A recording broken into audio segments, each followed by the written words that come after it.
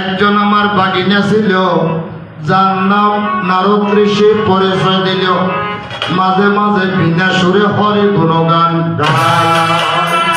নাম কি?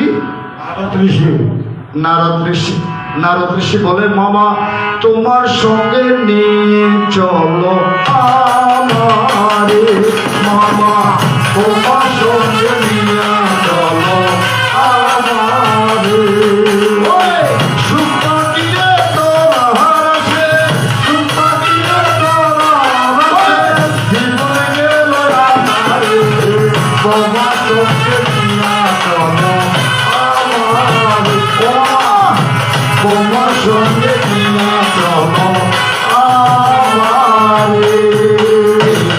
এই জন্য বলছে, তাহলে জীবে যাহা করে না, অর্থাৎ শিবে করলে জীবে করবে না, জীবে করলে শিবে করবে না। কারণ বর্তমানে আমি তোমাকে একটু একটু ইঙ্গিত দিয়ে যাই।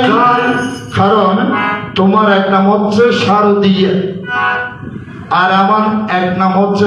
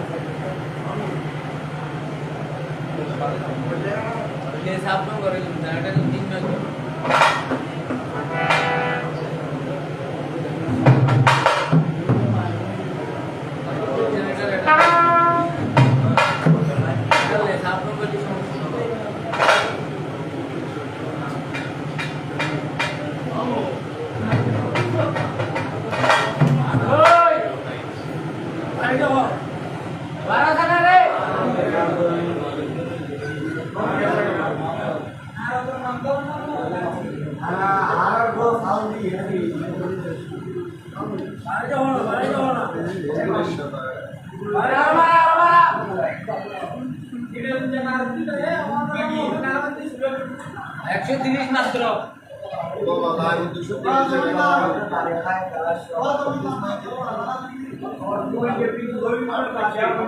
130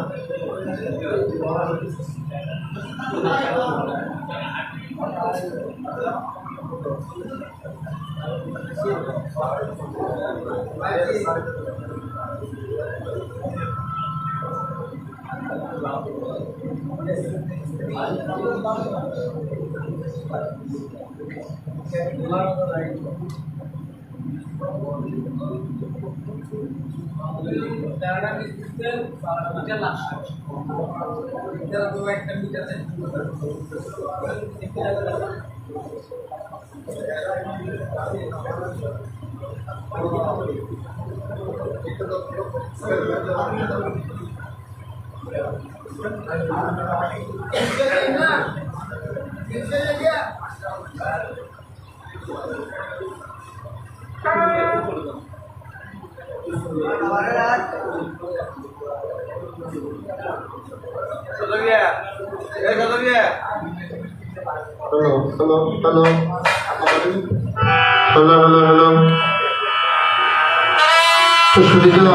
হ্যালো। এই জন্য, কারণ যখন আমার এটা কিন্তু আগে দুর্গা নাম ছিল না, আগে কিন্তু দুর্গা নাম ছিল না। আপনারা বসে বসে এগুলো শ্রবণ করবেন, কারণ শাস্ত্র কথা শ্রবণ করলে কীর্তনং শ্রবণং দর্শনং, এই দর্শনে আমরা কিছু সঞ্চয় অর্জন করিতে পারি। কৃষ্ণ কথায় মধুর বৃন্দাবনে একমাত্র দিগ করা করে। এই জন্য, কারণ তোমার বয়স ছিল 8, দুর্গার বয়স কত? 8।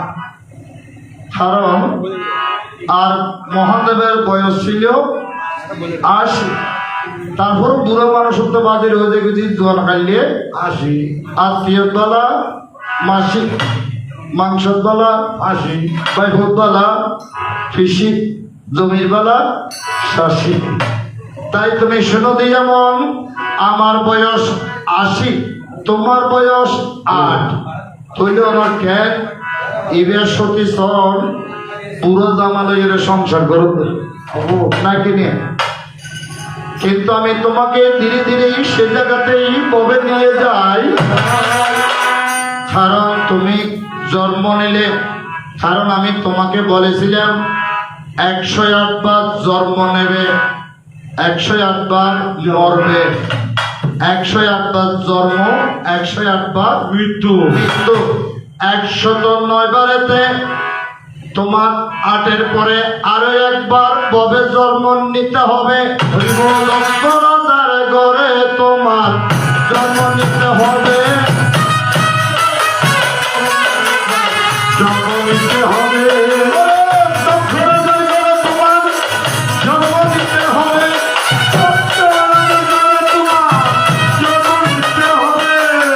তোমার আমার লেনা লেনা ববে প্রকাশ হবে।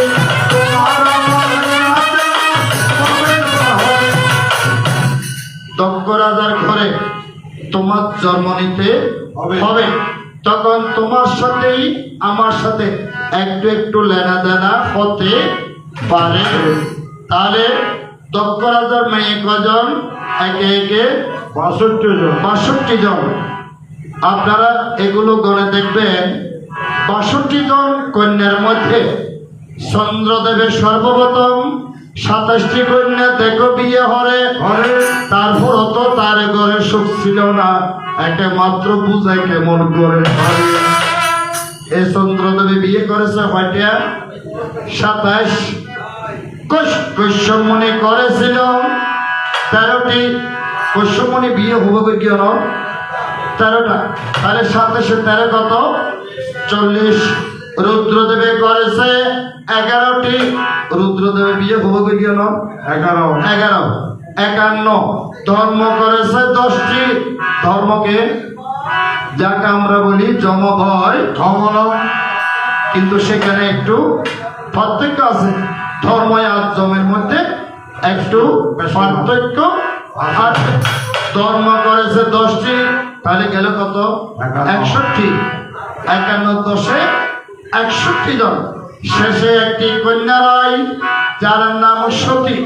7ম বছর বয়সে মৈনাক পর্বতে গিয়া স্বামীর জন্য দেখো সাধনা করে।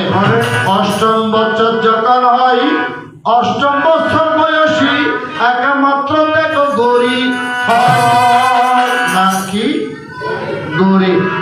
এই জন্য আমার নাম হর, তোমার নাম গৌরী। তখন তোমার সাথে আমার একটু লেনা দেনা হয়। মা বাগিনা বলে, বাগিনা কে? নারদ নারদ বলছে মামা তুমি কি বিয়ে শাদী হবে না?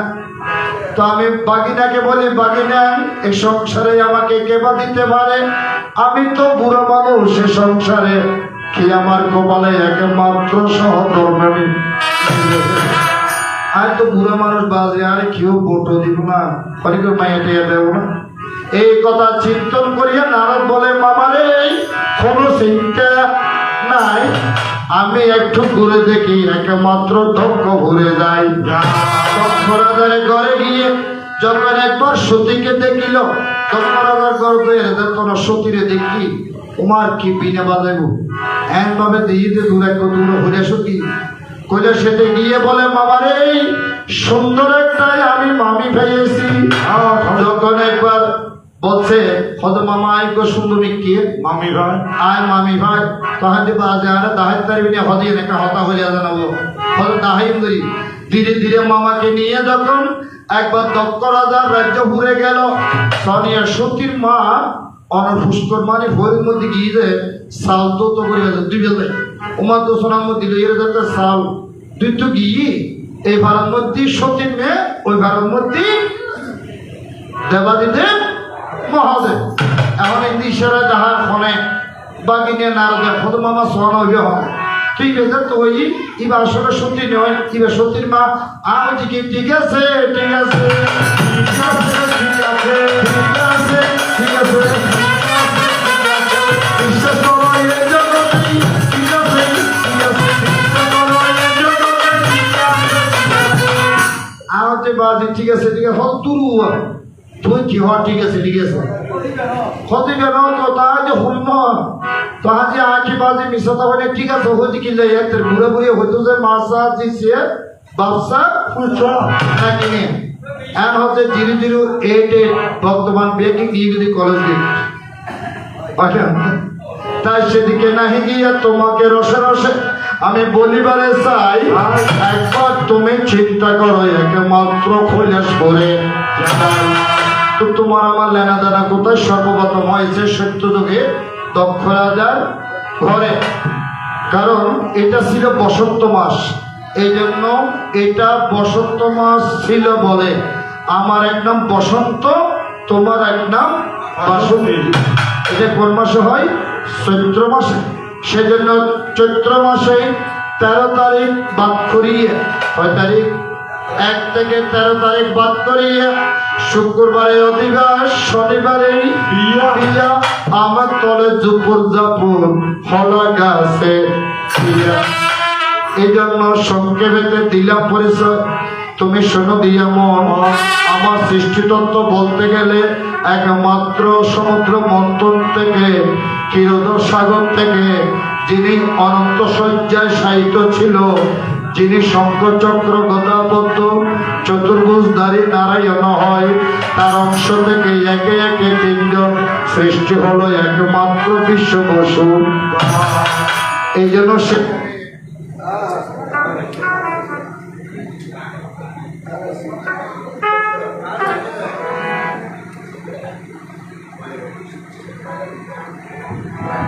এই জন্য বলা হলো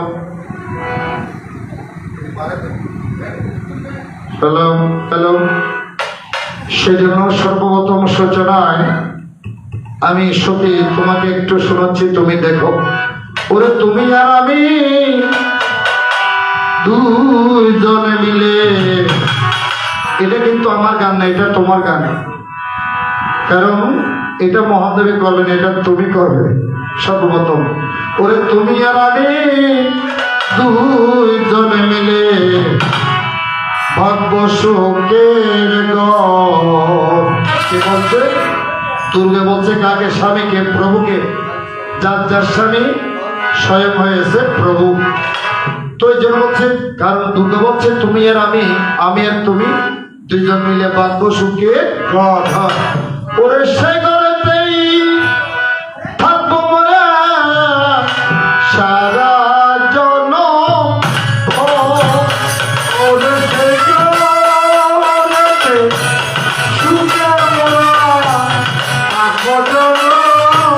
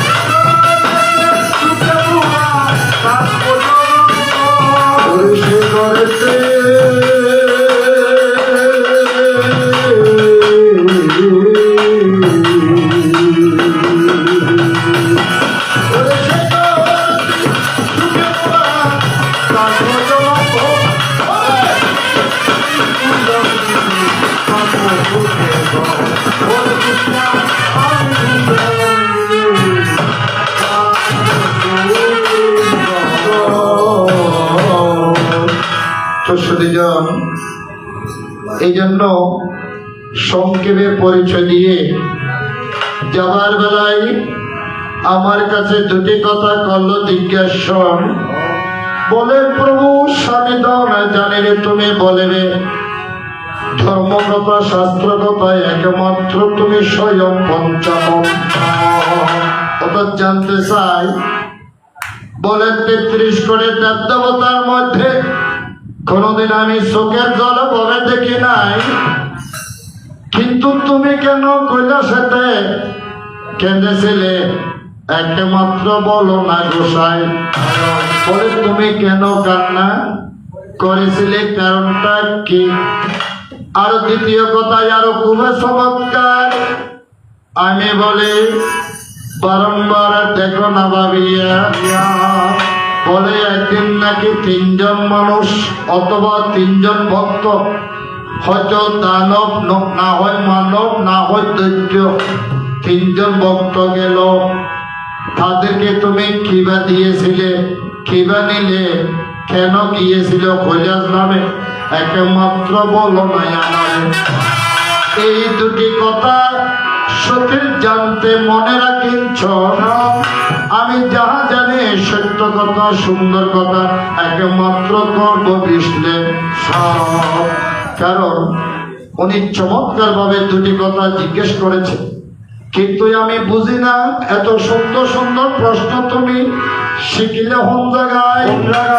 আমিও তোমাকে আশীর্বাদ করে একমাত্র কৈলাসেতে যাই, কারণ কৈলাসে পাইলে তোমাকে আশীর্বাদ করি। কারণ এত বড় প্রশ্ন, যদিও বা আপনাদের কারণ শাস্ত্রে বলছে যেখানে গুণীজনকে সম্মান করা হয় না সেখানে আরেকজন গুণীজন সৃষ্টি হয় না। গুণীজনকে কদর দিতে জানলে আরেকজন গুণীজনের সৃষ্টি হবে। এটা ছিল ওনার পূর্বজন্মের সুকৃতির ফল। তাই এজন্য সুন্দরভাবে দুটি কথা জিজ্ঞাসা করে বলে, প্রভু জানিতে বাসনা, এবার তুমি শুনে নিও, প্রাণের সুখে একমাত্র বলবো সেই ঘটনা। ওরে শোনো বলা দিয়া নিরলে বসিয়া বলিব বলিব তোমার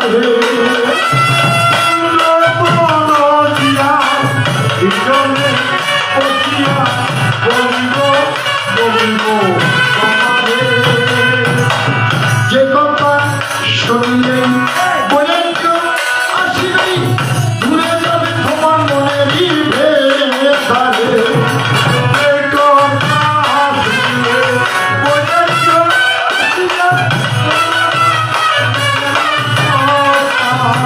ওরে আমি তোমার আদর করি, আমি তোমাদের আদর করি, তুমি আমার জগতে ঘোরে, আমি তোমার আদর করি,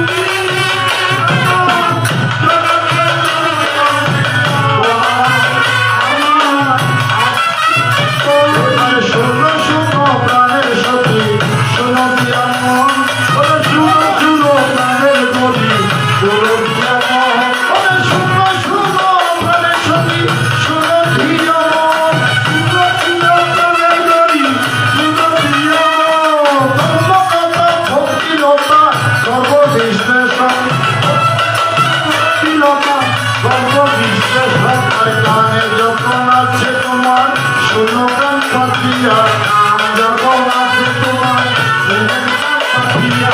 ধীরে ধীরে শাস্ত্র কথা তাই প্রকাশিয়া, ধীরে ধীরে তত্ত্ব যাব প্রকাশিয়া, শুনে নিও ধর্ম কথা,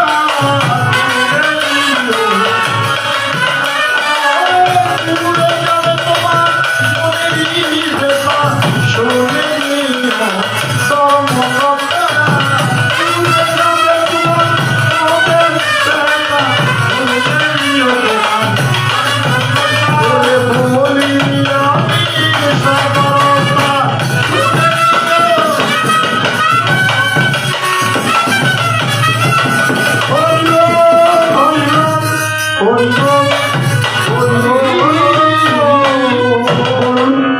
তো শুনে যান কেনই আমি কান্না করেছিলাম, কিন্তু সত্য কথা বলবো, আপনারা বসে বসে এগুলো শ্রবণ করবেন, কারণ উনি একজন গুণীজন ব্যক্তি, কারণ সুন্দর প্রশ্ন করেছে, আমি সুন্দরভাবে আপনাদেরকে জবাব দিয়ে দেব। কেন কান্না করেছি, কেনই আমি কান্না করেছিলাম সেটা কি তোমার জানা নাই? কার জন্য আমি কান্না করেছি একমাত্র হইলে সেতে যাই। কেন কার জন্য কান্না করেছি? একমাত্র তোমার কারণে, তোমার জন্য কান্না করেছিলেন। একটা ইঙ্গিত দিচ্ছি আমি, এটা ইঙ্গিতটা দিলে আপনারা বুঝতে পারবেন কার জন্য আমি কান্না করেছি। এই জন্য কেন আমার শ্বশুর ছিল, শ্বশুরকে দগ্ধ করা যায়, এগুলো মনে রাখবেন। আজকে দিন রাত চলে যাবে, কালকে সেটা কিন্তু আর পাবেন না, কারণ কেউ আর জাগ্রত থাকবে না। কেন?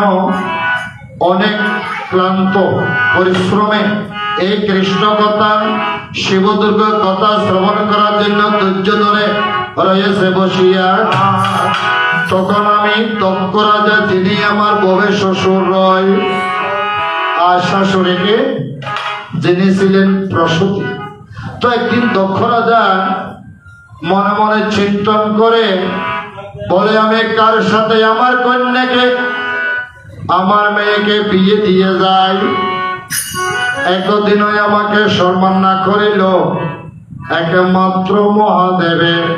তাই বলছে মহাদেব কোনদিন দক্ষ রাজাকে প্রণাম দেয় নাই। এই জন্য মহাদেব তেলে বেগুনে জলে উঠিত, অত তেলে বেগুনে জ্বলি উঠিতে দিবি ওই প্রণাম নগর হারে। কিন্তু সবাই আসন থেকে উঠিয়া ভক্তি শ্রদ্ধা দিয়া দত্ত রাজাকে সম্মান জানাই বেগুনে সম্মান জানাই ইবে কিন্তু আসন তো নড়িয়ে ইবের সম্মান ইয়ে ন ধরে। সেজন্য দক্ষ রাজা ধীরে ধীরে করিল চিন্তন। আরেকদিকে দক্ষ রাজা বলে একদিন আমি এই প্রতিশোধ নেব একমাত্র মনের মুখ। প্রেমের বাতাস লাগিল প্রেমের বাতাস লাগিল ওরে দালান খোটা বালান কানাই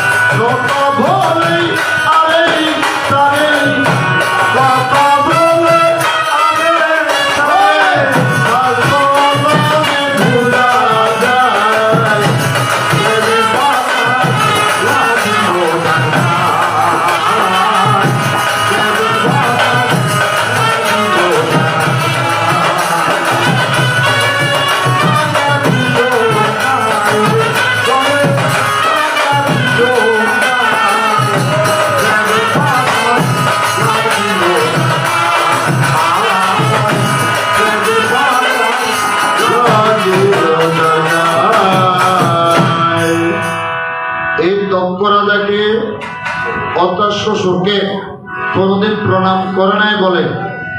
ঠিক এই জন্য দক্ষ রাজা বলছে আমি একদিন এটার প্রতিশোধ নেব। আর দেবতারা কোনদিন ভক্তকে, এটা তো মানবের সন্তান নাকি নেই, আর শিব হয়েছে ৩৩ কোটি দেবের উপরে দেব, তাহার নাম মহাদেব। তার উপরে আর দেবতা বলিতেই এই সংসারে নাই। কিভাবে মানবের সন্তানকে প্রণাম করতে পারে একমাত্র বিশ্ব বসু। যদিও নরিবের শ্বশুর নয় তো তোর প্রণামকে গুরুত্ব কিয়া ভক্তের অধীন ভগবান নাকি নেই। ভগবান শ্রীকৃষ্ণ যেমন বলেছে ভক্ত আমার মাতা পিতা, আমি ভক্তের গুরু, ভক্ত সবাই রাখিল নাম বাঞ্ছা কল্প তরু। এই যে বলছে শাস্ত্রে হাতে কর গৃহকর্ম, মুখে বলো হরি, অনায়াসে পারি দেবে একমাত্র এই জন্য তখনই কি কর্ম হরে নারদ ঋষিকে আনিয়া দেখো কি কর্ম হরিল। কি কর্ম করিল ভক্ত রাজা বলে রাজ্য ভুলে শিববিহী জগতে হইলে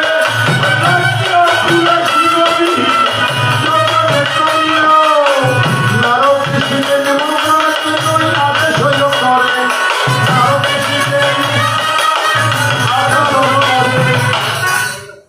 দক্ষ রাজা ডেকে এনেছে কাকে?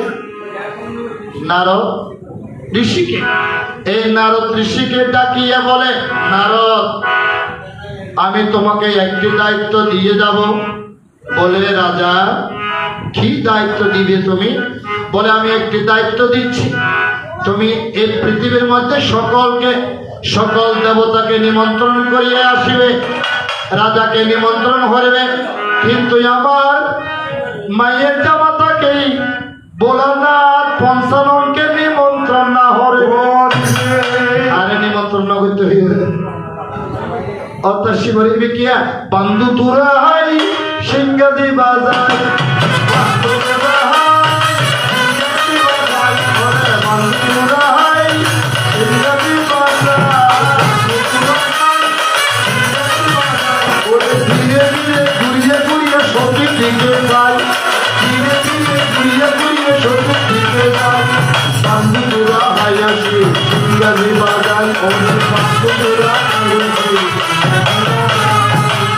বলে তাকে তুমি নিমন্ত্রণ করবে না।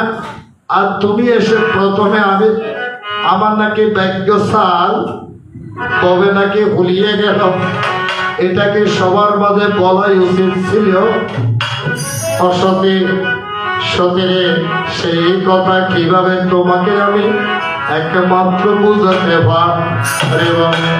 আমি ছিলাম ভালো ছিলাম, ছিল না তো জ্বালা তোমার সনে প্রেম করিয়া অন্তর হইল কালা। ও তুমি কার দেখা ভাইয়া গেলে আমায় ভুলিয়া, তুমি কার দেখা ভাইয়া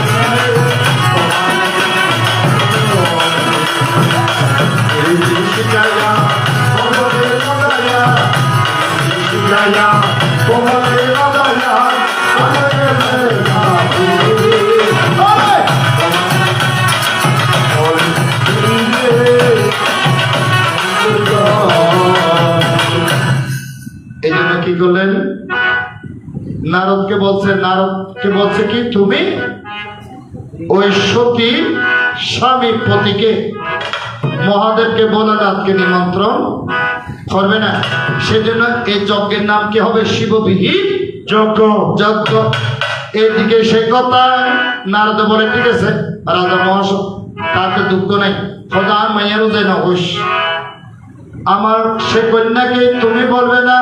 বলে ঠিক আছে নহৈন্দরী, তাতে দুঃখ কিবা হয়। এদিকে সর্বপ্রথম নারদ ঋষি নিমন্ত্রণ করে হত্যারণ্য। সর্বপ্রথম নারদ ঋষি নিমন্ত্রণ করতে গিয়ে বলে মামি রে, এটা কি তোমার বাবার স্বভাব? ভাই বাবার কি স্বভাব নাকি অভাব বুঝিন হজমাজে কি জবায় নে বুঝিয়ে হওয়াটা কি সমস্যা? বলে মামিরে সে কথা শুনিলে তোমার মনে দুঃখ আসিবে।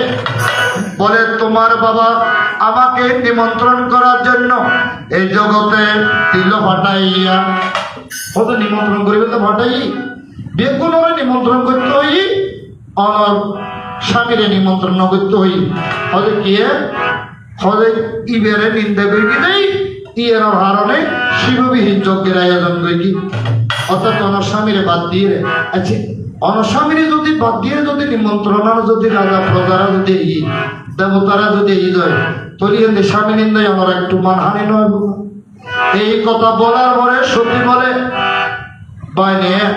বাগিনা নারদ ঋষি তুমি আমাকে বলেছ ঠিক আছে, কিন্তু তোমার সে মামাকে সে ঘটনা কবুল বলবে না বলিবে হয়তো তোর মামারে ইয়েন নহয় কে কি বেড়ে তুলতে হওয়া যায় কোনো মানুষ তৈরি কি তৈরি ঘটনা একটা অঘটনা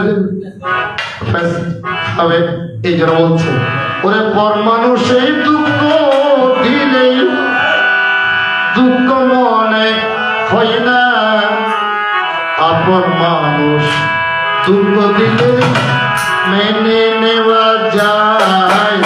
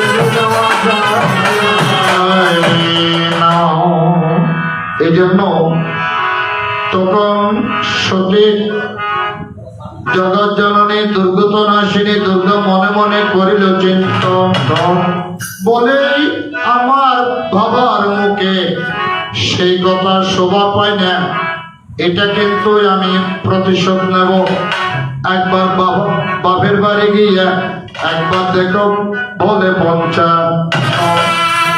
অর্থাৎ হতে কি জনতা আশ্রমের নিন্দা করি একান শিববিহীন যজ্ঞের আয়োজন করি ঠিক আছে আয়ও বাবার বাড়িতে ইয়ে নর প্রতিশোধ নেব এ প্রতিশোধ নেব কারণ যে মানুষ এ বর্তমান আর তো সেবেন যে লোক যে মুখে তুই হতা হয় সেই লোক আসলে ভালো মানুষ এক মুখে যে হত হবে আসলে ভালো মানুষ নয় সেজন্য সত্যি বলে সত্যি তখন বলছে ঠিক আছে তুমি আমাকে বলেছ হদা আরো হয়ে ঠিক আছে কিন্তু হদা আসামিরে না হয়ে বাইরে হদ মাথা হর খারাপ হয়নি আয় হদা মামারে কিনলে হয়েছি হদা মামারে হইতাম না এদিকে বলছে মামাকে গিয়ে বলে ইন্দিন হতো হইলে হলে নারদে তো আর এরকম আবার এটা মা বেগুনওয়ালা কিন্তু হরটা মা আছে 11 হতে 11 থই এ মাইয়া ভবালা নয় 11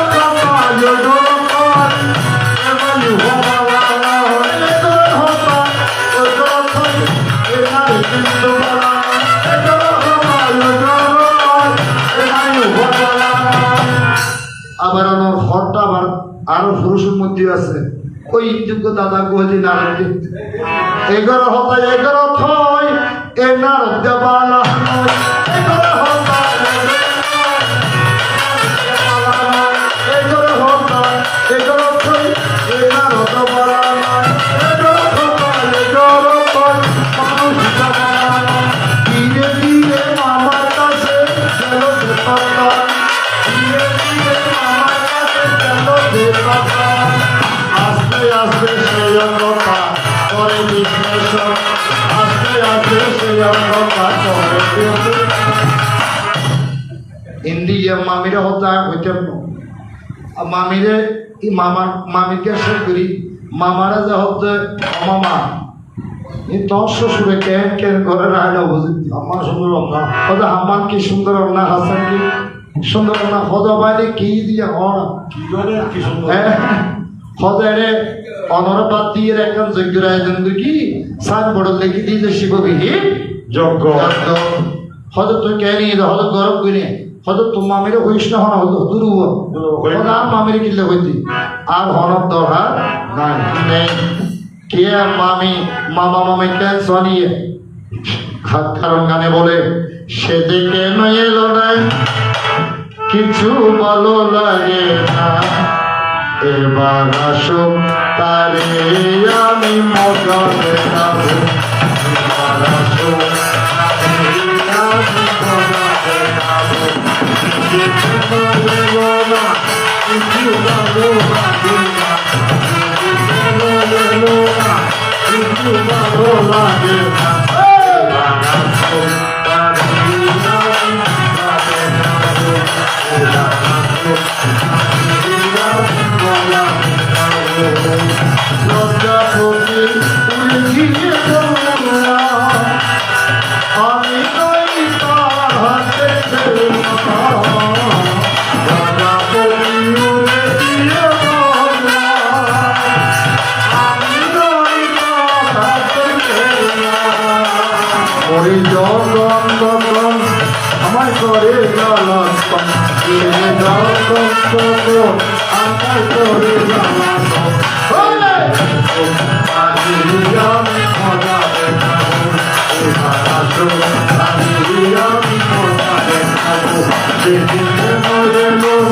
কিছু ভালো লাগে না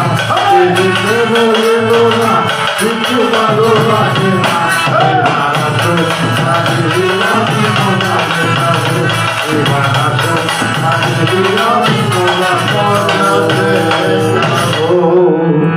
এই জন্য যখন মহাদেবকে বলেছেন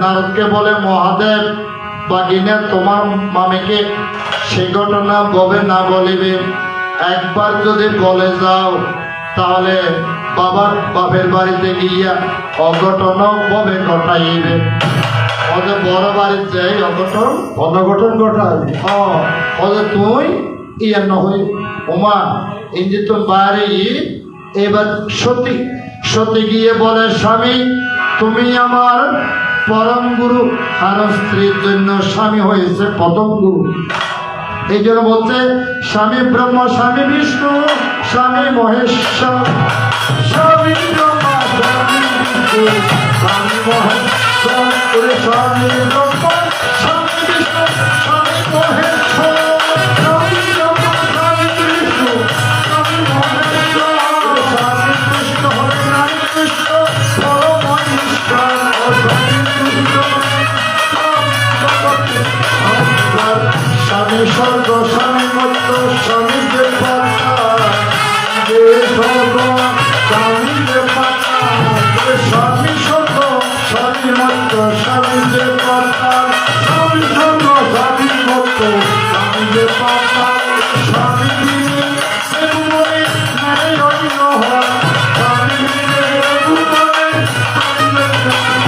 স্বামী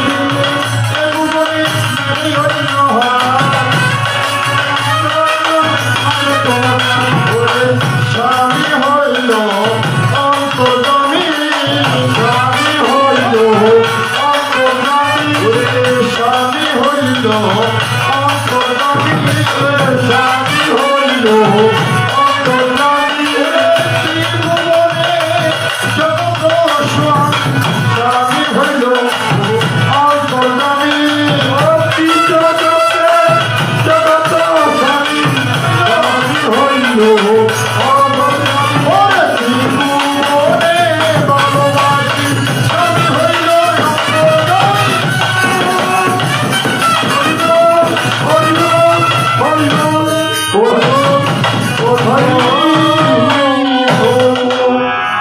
বাবারে সর্বপ্রথম আসরেতে এত বড় দেখো প্রশ্ন করে এত বড় কেনে প্রশ্ন ই কেনে জানায় না বুদ্ধি ইনকে ভালো কথা আর আপনার গায়ে হতে বাজে উদ্বোধন কিন্তু বলছে তাহলে দেখেন তখন কি করলে এদিকে সতী গিয়া মহাদেবের কাছ থেকে আদেশ নিতে চাই আমি সংক্ষেপে বলে দিচ্ছি একবার বলে, দুইবার বলে, তিনবার বলে বাপের বাড়ি যাবার জন্য একটু আদেশ করো চাই। সদায় বড় বাড়িতে ওদের কিনতে যাওয়া দেবে, সদায় তো জানি তো বিপদ হইব, সদায় জনগণ দরকার নাই নাই। বলে আমি যাব, তুমি একটু আমাকে আদেশ কর। বলে না নাই, আমি তোমাকে যেতে নাহি দেব। একবার বলে, দুইবার বলে, তিনবার বলে, যখন যেতে আদেশ ববে নাহি দিল, তখন আদ্যা শক্তি মহামায়া দৈব শক্তি দিয়ে বিভূতি, এগুলো হচ্ছে বিভূতি শক্তি, হা করিয়ে সেখানে তো বলে আমি পরশতি প্রাণের প্রভু দেহ না ভাবিয়া, পরশতি রাহ প্রভু দেহ না ভাবিয়া, ওরে পরশতি আমি প্রভু দেখো না ভাবিয়া, পরশতি আমি প্রভু দেখো না ভাবিয়া, দশ মহাবিদ্যার উপরে বিষ্ণু প্রকাশিয়া, দশ মহাবিদ্যার উপরে বিষ্ণু প্রকাশিয়া। অর্থাৎ নাইম যাতে নদের বড় বাড়ির জেবেল যদি জাতীয় বিঘ্ন করিব, সে কারণে একবার হোক, দুইবার হোক, তিনবার হোক, যাতে নদের হোক আয় হনন হইতে না হতে পারে কিনে করিলাম। কিঞ্চিত মাত্র যখন দর্শন দিল, হা করিয়া সেখানেতে 10 মহাবিদ্যা রূপ ধারণ করিয়া মহাদেবকে দেখায়। মহাদেব ততস্থ বলিয়া বিদ্যা দিল,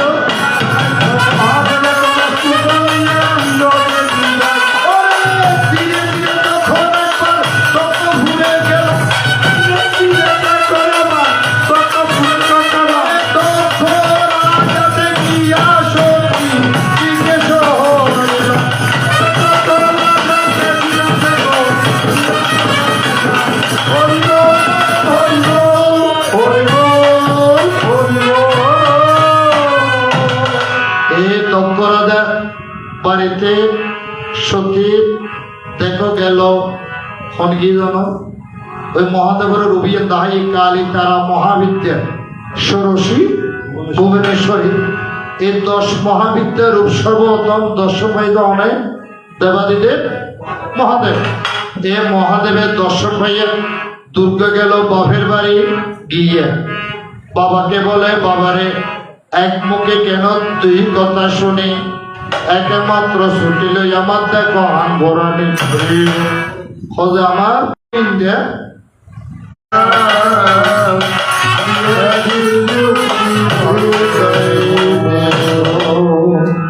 এই জন্য তখন কি করলেন, সতী দুর্ঘটনা আসেনি। দুর্গা নাম কেন হয়েছে, এটা ভক্তের কারণে। সে ছিল অসুর, কে যার নাম দুর্গম। দুর্গম নামক অসুরকে বধ করেছিল বলে দুর্গম অসুর বলে, মা যেন আমাকে যে তুমি বধ করেছ সেই নামে যেন আমার নামটা তোমার নামও হয়, এই সংসারে যেন আমি ববে মুক্তি পাই। এই জন্য বলছে এই দুর্গম নামক অসুরকে বধ করেছে বলে এই দ দিয়েই হয়েছে দুর্গ। অনেকে দুর্গ অসুখ হবে, দুর্গ অসুখ না দুর্গম। এই জন্য কি করলে, তখন দক্ষ রাজাকে বলছে, বাবা যে কাজ করেছ সেই জন্য আমি এই পৃথিবীর মধ্যে আমার এই দেহ রাখতেই চাই না। তখন সেই যজ্ঞে যখন প্রাণ আহুতিও দিল, মহাদেব জানিতে জানিতে ভারিয়া আরেকদিকে নারদ ঋষি গিয়া বলে, মামারে মামি মরিয়া গেল। হিন্দি নারদের দেখে আমার লাগে আরে মামারা হলো, মামা হলে কি করো সদাই তো কি হতো সদা মামি তো মরে গিয়ে সদা হরে গিয়ে দক্ষ ভরে গিয়ে সেই প্রাণ বিসর্জন দিয়ে যায়। মহাদেব ক্রোধান্বিত হইয়া, মহাদেব যদি ক্রোধান্বিত হয়, যদি তাণ্ডব নৃত্য করে, তাহলে পৃথিবীর মহাপ্রলয় ধ্বংস। এই কিঞ্চিন মাত্র যখন তাণ্ডব নৃত্য হয় ডুম্বুর বাজিয়ে কে অসুখে মরে গিয়ে হয়ে যায়, তখন সাথে সাথে সেখানেতে সতীর জন্য হাঁদিতে লাগিল, কাঁদিতে লাগিল, কাঁদিতে লাগিল, কাঁদিতে লাগিল। জীবনে নাই আসিল, কাঁদিতেই লাগিল, জীবনে নাই সতীর জন্য কাঁদে, অধর নয়নে নয়ন জলে কাঁদিয়া কাঁদিয়া ক্রোধান্বিত ভাব লইয়া ডুম্বুরু বাজাইয়া যখন একবার তাণ্ডব নৃত্য হইয়া সেতে ববেতে করিল, ওরে সেখানেতে মাটি দেখো দীর্ঘ হইল, দেবতা হইল,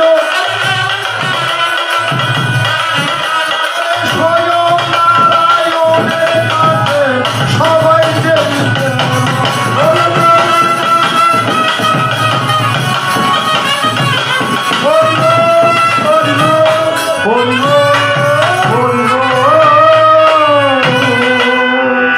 কারণ যখন সতে মারা যায় প্রাণ যখন আহুতি দিল মহাদেব প্রধানিত হয়ে হয়তো জিয়ান দাস সতী নেই ইয়েন দেখ পৃথিবী নারায়ণ দোহার কি এই নয়ন দলে হাঁদিয়ে তাণ্ডব নৃত্য যাতে ঘরের মাড়ি যাতে দিবে বেদারবি ইন্দা বান্না আর ত্রিশি কি বুঝুন হরে এই দেবতা গণকে লইয়া বলে চলো চলো আমরা একটু নারায়ণের কাছে যাই।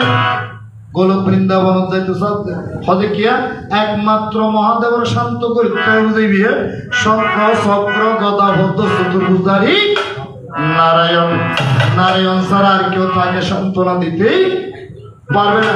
আর যদি তাণ্ডব নৃত্য পুরোপুরি করে অথচ যদি তাণ্ডব নৃত্য করা যায় তাহলে তো একেবারে ধ্বংস ত্রিভুবন ধ্বংস হয়ে যাবে। তখন সেখানে কি কর্ম হয় সকলে দেবতাগণ মিলিয়ে যখন একবার গোলক ধামে গেল প্রাণ গোবিন্দ স্বয়ং নারায়ণ ভক্তের কথা বুঝিতে পারিল, তখন কি করলেন সেই সুদর্শন চক্র লইয়া আর এদিকে মহাদেব কাঁদিয়া কাঁদিয়া ক্রোধান্বিত হইয়া ওই মাথা থেকে একটি চুল লইয়া যথার্থম একটি চুল যখন ছিড়িয়া টান মারিয়া মাটিতে ফেলাইল, ওরে সেখান থেকে একটি অসুর ববে জন্ম লইল, একটি অসুর ববে জন্ম হল, সেখান থেকে একটি অসুর ববে জন্ম লইল, সেখান হতে একটি অসুর ববে জন্ম লইল। ইহার নাম বীরভদ্র, ইহার নাম বীরভদ্র, বীরভদ্র নয় দেখো অধিপুত্র, ইহার নাম বীরভদ্র নয় দেখো, ইহার নাম বীরভদ্র, ইহার নাম কেন বীরভদ্র। আরেক নাম হচ্ছে ওই অনর সুলিয়ান টান মারি সিরিল দিই ইয়ে ননদ জড়া তুমি মারি ফেলে দিই এই তো সৃষ্টি দিই, ইবার নাম হচ্ছে জটা সিরি। এক নাম হচ্ছে বীরভদ্র, আরেক নাম হচ্ছে কি জটা সিরি। বীরভদ্র হতে যাও তুমি গিয়ে তুমি আমার শ্বশুরের মুন্ড সেদন হরিয়ে দেবে, হন হতে দেবাদিদেব মহাদেব যাও তুমি গিয়ে শ্বশুরের মুন্ড সেদন হরিয়ে দেবে।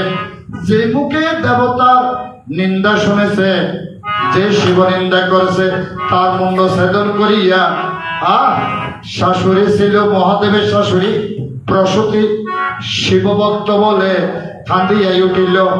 আবার দক্ষ রাজার সেখানেতে ওই শাশুড়ির প্রসূতির কারণে পুণ্যজীবিত ছাগলের মুন্ড দিয়ে তাকে ভগ্ন করিয়া দিল।